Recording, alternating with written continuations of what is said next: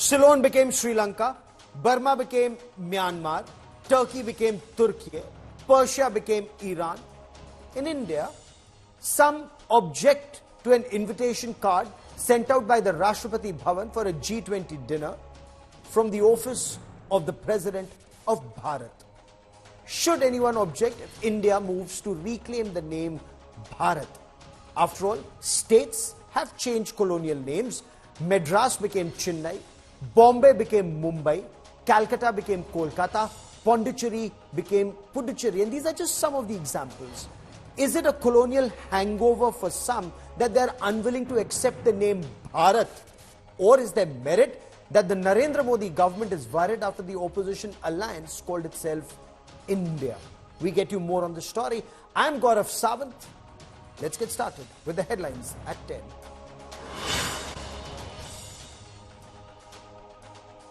Massive uproar over Congress posting a fake image of the preamble to the Constitution.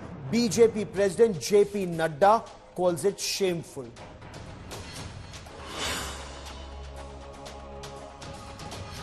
Vice President Dhankar gives a big hint on the special session of Parliament, says the day is not far when women will get due representation in legislatures. Is the Narendra Modi government bringing in the Women's Reservation Bill?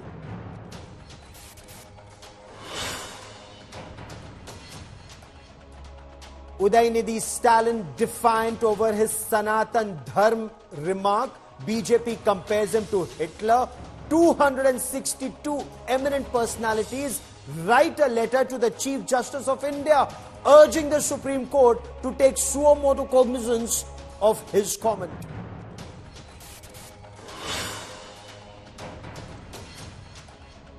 Two days before the summit, COVID scare for G20, US First Lady Jill Biden tests positive. US President is negative.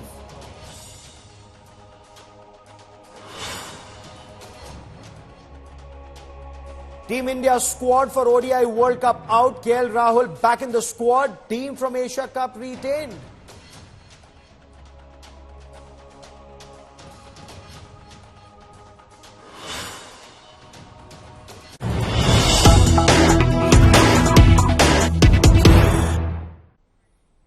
The Narendra Modi government very clearly is moving ahead with the name Bharat. India Today has just accessed identity cards of Indian officials for the G20 summit, and these identity cards do not say official Indian delegates. It says Bharat. We'll show you those images in just a moment. India Today has also accessed, look at that document on your television screen. India Today has also accessed the function notes from Prime Minister Narendra Modi's visit to ASEAN. Again, that mentions Bharat. Function notes for the PM Modi, for Prime Minister Narendra Modi's BRICS summit and that visit to Greece in August, that also said the Prime Minister of Bharat. On the show tonight, look at these function notes. I want you to see very carefully these function notes, and these are from August 22. August 22 to 25, Prime Minister Narendra Modi's visit to South Africa and his visit to Greece. It says the visit of Prime Minister of Bharat, Shri Narendra Modi, to South Africa and Greece. That's the first image. Look at that second image. Visit of the Prime Minister of Bharat, Shri Narendra Modi, to the Republic of Indonesia for the 20th ASEAN-India Summit and the 18th EAS or East Asia Summit on the 7th of September 2023. I want to quickly cut across to my colleague Shiv Arur, to India Today's Shiv Arur, joining us for more on the story. Shiv, we've been hearing this outrage over the invite that came out from the Rashtrapati Bhavan, but the Narendra Modi government, according to these documents that India Today has exclusively accessed, these notes very clearly show that the name Bharat was used in official documents, not just now, but even in August. We don't know if it was used earlier, Shiv. Well, Gaurav, so far all of this speculation and buzz has been fueled, by one single invitation issued by the Rashtrapati Bhavan, which says President of Bharat instead of President of India. But these new images suggest that the government is also using Bharat. So this is the first first evidence that the government is using Bharat. It's not just the Rashtrapati Bhavan. Both of these are notices of the Prime Minister's visit, not just a forthcoming visit to Indonesia on September the 7th, which says very prominently Prime Minister of Bharat, not Prime Minister of India, but also last month, as a matter of fact, when the Prime Minister was in Greece, the trip that he made after the BRICS summit, that also says Prime Minister of Bharat. Nobody obviously noticed that at that time, but it's come up now as well because it's there in the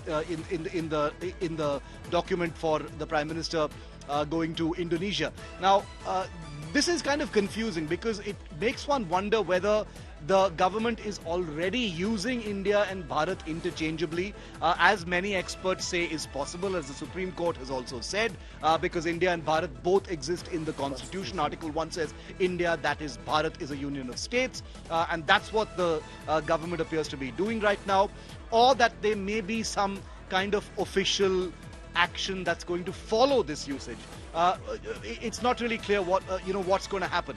The reason why this has become a source of such speculation especially is because the special session of Parliament begins on 18th of September 2023. 18th of September 1949 is when the Indian Constitution was adopted, in which India and Bharat are both mentioned. So is that an accident? Is that a coincidence? Or is there a design in the choice of date? One is going to have to wait and see. But I think these two images that have come forth now following that Rashtrapati Bhavan invitation make it clear that the government is also using Bharat and India apparently interchangeably. We don't know yet if there are more documents where Bharat has been used. It's possible that people may have missed it. It may have been used, at least since the end of August when the Prime Minister was in Greece, possibly before that as well. We're still trying to figure out when this kind of thing happened.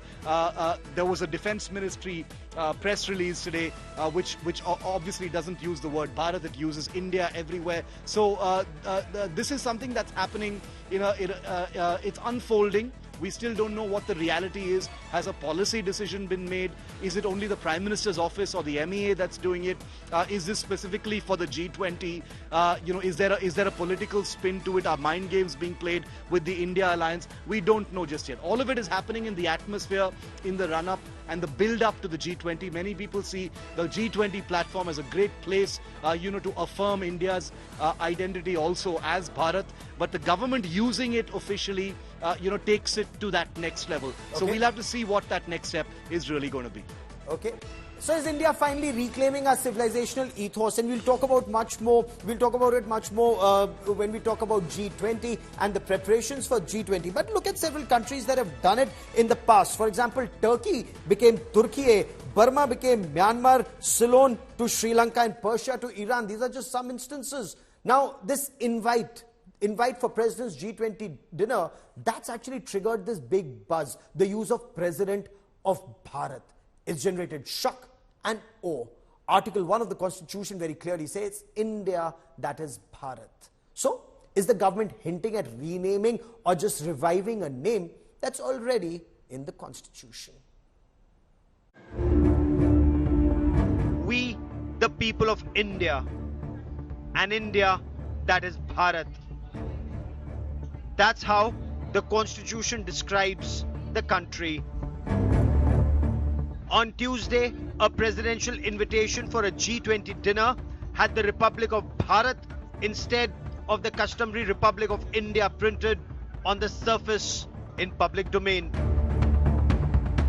Earlier on September 2, the RSS chief, in a speech at Guwahati, proposed the name Bharat should be prioritized over India in common parlance. उसका नाम भारत है तो दुनिया में कहीं भी जाएगा तो वो भारत ही रहना चाहिए.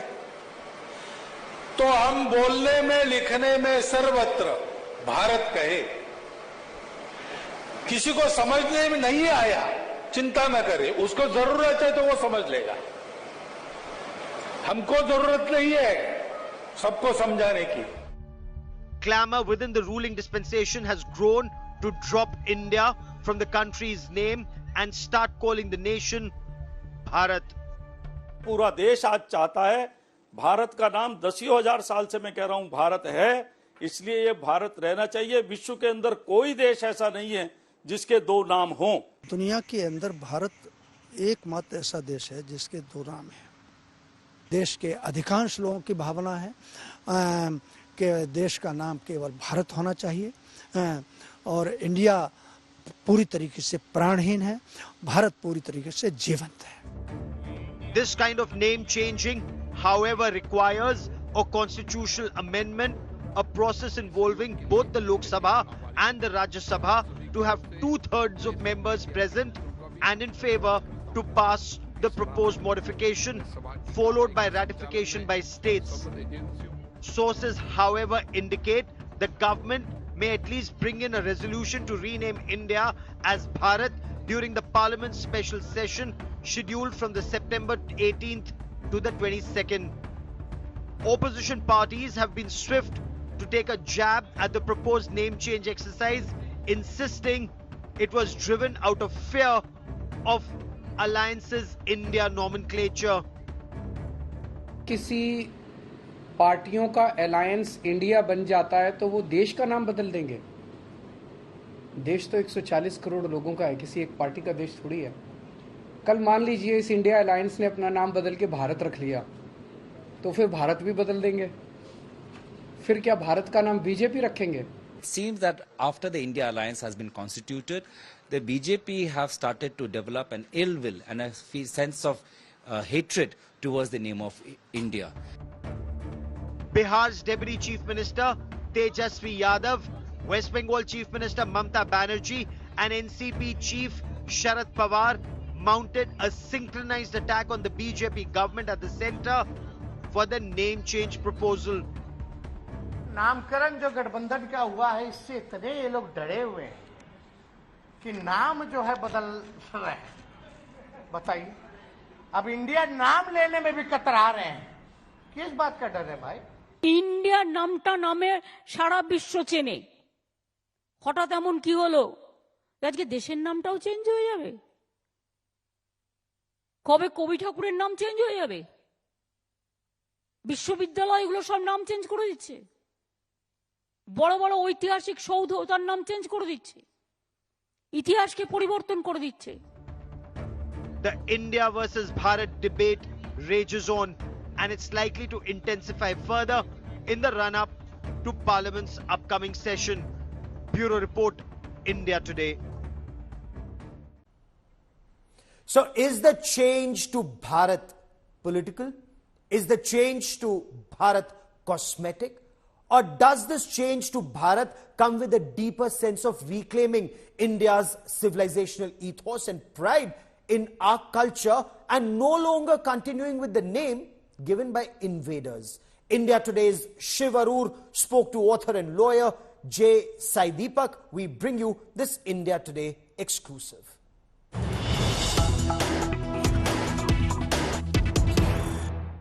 An opening comment on the headline of the day, which was triggered by, a small glimpse of an invitation issued by the president of the country, where the word Bharat was used instead of India. What did you think of that, first off? Frankly, I was extremely happy to see that. I wasn't sure if it was for real or was it apocryphal, but turns out that this could indeed be the case. And I think quite a few framers of the Constitution who were keen on naming this country Bharat or Bharatvarsha stand finally vindicated. I'm happy that this move has happened. While most people are bound to see this as a mere cosmetic move, I think naming as part of Bharatiya culture or Namkaran is an extremely important act. And therefore, reversion to your cultural or your civilization name is a huge sign of self-confidence on the part of the civilization and the part of the Bharatiya state. I'm happy that finally this dispensation has done something which was long pending. Because let's hope they're doing it. Yes, Sai Deepak, because apart from that invitation from the Rashtrapati Bhavan, there has been no announcement as such from the government itself. Most of what we've seen is mostly speculation and extrapolation from that one image. The title of one of your books is, India, that is Bharat. That's the first line of Article 1 of the Constitution, which very clearly mentions both India and Bharat. So the question arises, does any renaming even need to happen if India and Bharat both exist? Can't they be used interchangeably? So they are being used interchangeably, but the fact of the matter is, when it was originally proposed, the draft provisions spoke exclusively of India. Then several amendments were proposed by members. I think even the father of one of the MPs from Puri, I think Pinaki Mitra's father, was among the ones to suggest amendments to the effect that India must be replaced either with Bharat or Bharatavarsha. Dr. Ambedkar worked out a compromise solution where he retained India and Bharat, and he said India, that is Bharat. Despite which there were several disagreements to the effect. But why should a country have two names? Why do we suffer from this split personality or this multiple personality disorder? Which other self-respecting civilization continues to address itself and call itself by the name given to it by the colonizer? Now, I don't wish to get into the antecedents of it, but the consensus to a significant extent was that we should revert to either Hindustan or Bharatvarsha. Bharat was deemed more appropriate, but Dr. Ambedkar chose to work out this particular solution. I don't think it's a problem to use either interchangeably from an operational perspective. The larger meta question that I think we should be asking ourselves is, why should we have two names in the first place? What is the purpose here? So are you saying that the government should move ahead and pass a resolution saying Bharat should be the official name of the country from now on and not India, that two names should stop being the norm now?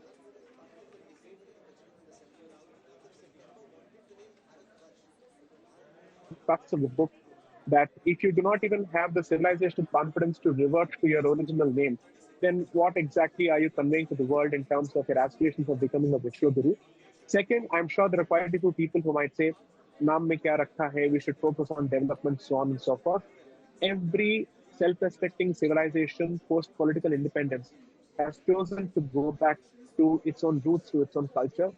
This civilization, which is perhaps the oldest, has not had the confidence to do so for the last 75 years. I'm happy that this too is happening. I wouldn't say that this is a be-all and end-all, because at the end of the day, apart from the name, the spirit and the letter both must go hand in hand. So let's hope that even the spirit of Bharat is restored to its original spirit. There are those who will wonder about the implications of, abruptly dropping a name like India, Sai Deepak.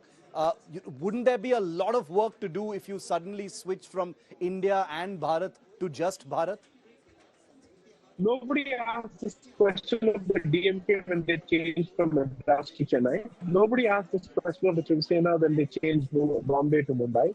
So why shouldn't it apply to the macro entity which is Bharat itself? What is so wrong about it? If people are comfortable giving all sorts of reasonable justifications for reversion to Kolkata, to Mumbai and to Chennai, why do they have a problem with India being reverted to Bharat?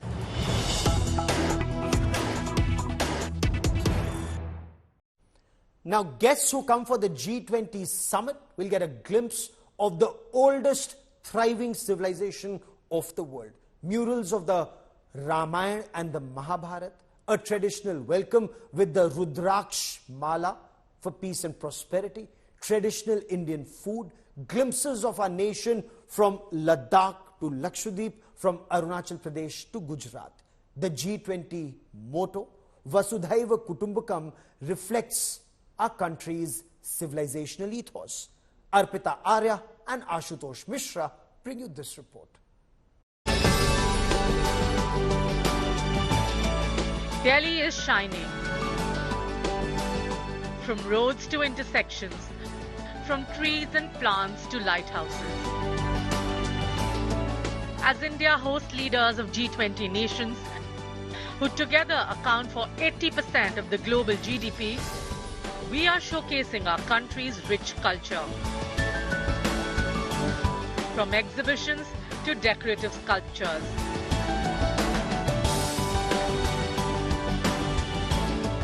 India's heritage is on display. The G20 summit motto, Vasudhaiva Kutumbakam, also echoes India's ancient philosophy. One earth, one family, one future. Every guest attending the G20 meeting in Delhi will get a glimpse of India's tradition at every step. Whether it's the murals of Ramayana and Mahabharata on the walls, or images of sages and saints, whether it's the reflection of folk art or customs. Even hotels are extending a traditional welcome to the G20 guests, with kumkum, tilak, aarti and honors. Delegations के लिए सारी तैयारी यहाँ पर हो गई, जैसा कि आप देख रहे हैं कुछ इसी अंदाज में जब यहाँ पर वो डेलीगेशंस के लोग आएंगे तो स्वागत होगा। आपने देखा यहाँ पर जो इंडियन कल्चर रहता है, किसी को शॉल पहनाकर या टीका लगाकर और दिया लेकर उनका वेलकम करते, कुछ इसी अंदाज में हर्ष हमारे साथ हैं। हर्ष, कुछ इसी अंदाज में करने वाले हैं हम वेलकम। बिल्कुल वेलकम। हम जो हमारी एक ट्रेडिशन है, आप सबने सुना होगा, अतिथि देवो भव। हमारे जो गेस्ट हैं they are nothing less than God, और ताज की वैल्यूज़ रही हैं, ताजनेस इसी में बिलीव करता है दैट हम अपने गेस्ट को एक भगवान की तरीके से उनकी मेहमान नवाजी करें और उनका स्वागत करें। उसी स्वागत के लिए हमने ये चीज़ें जो भी आपने एक्सपीरियंस करी हैं, हम उनका स्वागत एक बिल्कुल राजा के जैसे करने वाले हैं। विद बहुत सारे नगाड़े रहेंगे बाहर, म्यूजिशियंस हैं, लोकल आर्टिस्ट हैं, और फिर उसके साथ हम उनकी आरती करेंगे विद दिस पीकॉक थाली। एंड पीकॉक राइट, पीकॉक थाली, ये तो मतलब इसको भी देखने लायक है। तो ये कुछ स्पेशल है G20 के लिए?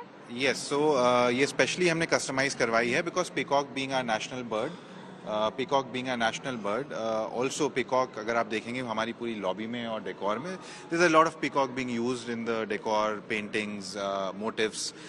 इसी से इंस्पिरेशन लेके हमने ये कस्टमाइज करवाई है। Guests while checking in will be gifted Vijayanti Mala and Rudraksh Mala, symbolizing prosperity and peace. ये इस माले को आप पहनाने वाले तुलसी माला, right?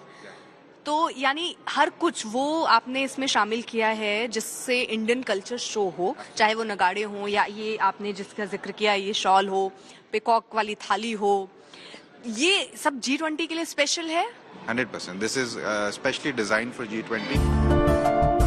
Whether hotels or event venues, at every step in India, from their accommodation and food to sightseeing, guests will get a feel of Indian traditions. With Arpita Arya and Ashutosh Mishra, Bureau Report, India Today.